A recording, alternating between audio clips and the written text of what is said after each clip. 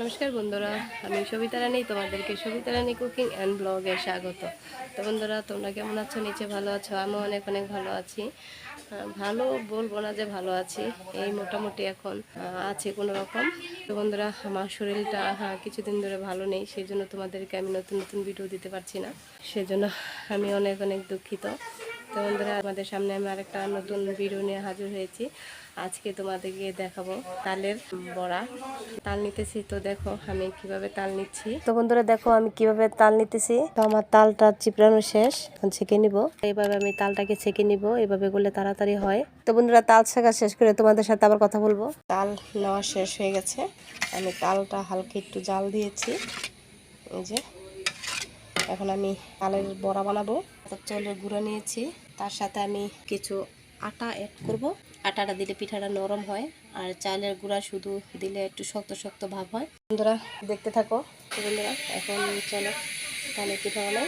এই যে এখানে আমি আটা, চাউলের গুঁড়া আর চিনি দিয়ে ভালো করে মেখে নিয়েছি। এখন আমি এটা তেলে ভেজে নিব।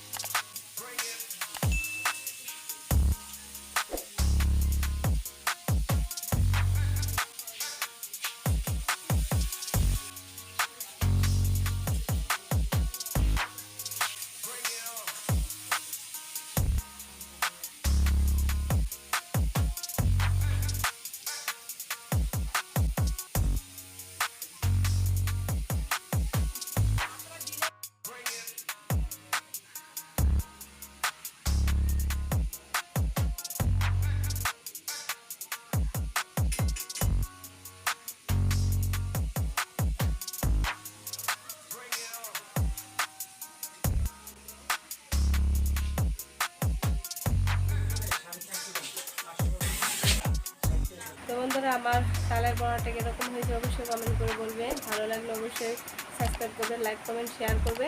তো পরবর্তীতে আবার তোমাদের সামনে আমি আরেকটা নতুন ভিডিও নিয়ে হাজির হবো। ভালো থেকো, সুস্থ থেকো, নমস্কার।